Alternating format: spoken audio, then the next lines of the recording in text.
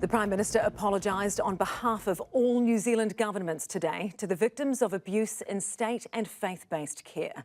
It follows decades of authorities refusing to listen to victims and covering up for abusers. Multiple state agency leaders stood in front of victims and apologised for the part their agency played in violence, shaming and even torture. And while some of the apologies were deeply appreciated, others were met with tears, angry words and turned backs. Our senior political correspondent Jenna Lynch reports. From the first steps taken, the emotion was visible and intense. Survivors walking into the symbolic home of their abusers, the home of the state, Parliament, to again speak truth to power. If survivors had been nurtured and loved, cared for by the state, instead of discarded and ignored, we could have reached our full potential. But we weren't, and here we are today. Here today to listen to the words they've waited too long to hear. Sorry. For many of you, you have waited literally a lifetime for this day. A lifetime for the state to apologise for utterly failing you. Chief executives from government departments took turns to apologise for wrongs, including the Children's Ministry. Nothing that happened to you was your fault. It was ours. The Health Ministry. I recognise that no apology can change the past or make up for the trauma that you have suffered. Social Development. When you courageously shared your stories of abuse, we did not always listen. Some apologies weren't welcomed. I'm Una Jargos. I'm the Solicitor General of New Zealand. Now Solicitor General Una Jargos was a lawyer at Crown Law and worked on some complainants' cases. I hear your wero. We have since made changes. They put her up there and she got it. She got it fair and square. Some survivors feel she's complicit in the cover-up and want her to stand down. I do. I think that would provide significant healing for survivors if that was the case. The survivors clearly don't want you to keep your job. How do you justify staying in your job when you were involved in the cover-up of what happened? I heard that wero today and I've heard it before. And my apology isn't just for today. My apology has to be meaningful into the future. When you us over, that's strong language, but when you do what you've done to our people, and she fought our survivor whānau in the courts and sidelined them and nobbled them. Inquiry said two things of real significance. Do not look away. Remember, there are people behind these legal claims. That is my commitment for the future. I will not look away. How did you not do that in the past? How did you not see people?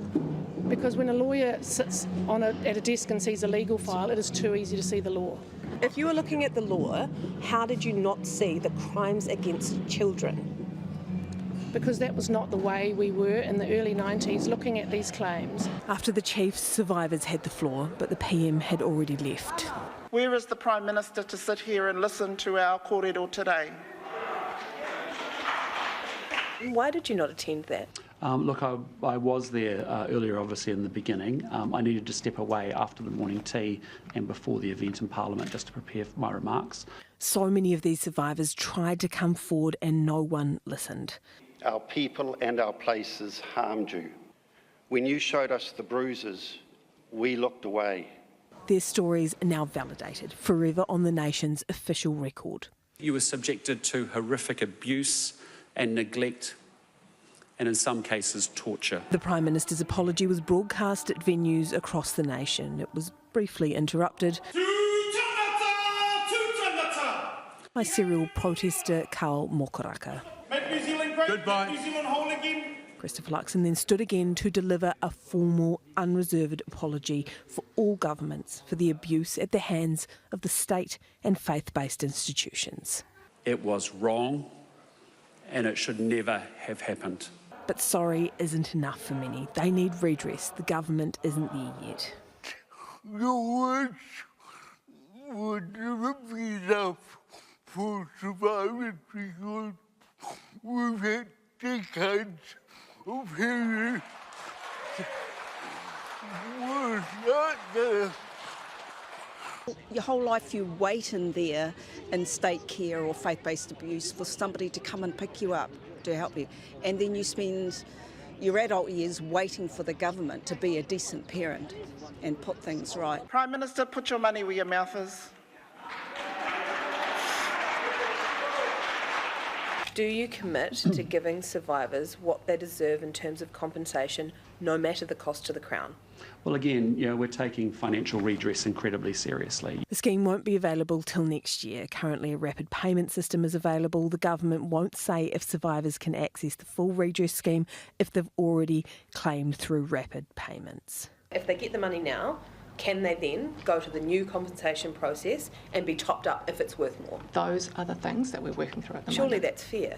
Those are the things we're working through. The rapid scheme is based on how many years you spent in care. Those who spent less than 5 years get $10,000. The maximum is $30,000. 5, 10, 15,000 can't even buy a decent car these days. And Can you just say whether you think it's fair that survivors are getting paid $30,000? That's a month of your salary, Prime Minister. Again, Jenna, I know you want to get into the detail of it. We're trying to signal very clearly. We're working through the process. Do you think it's fair? Okay, thank you very much, guys. Appreciate your time. Thank you. As a comparison, the Crown guidelines for wrongful imprisonment is a payment of $150,000 per year.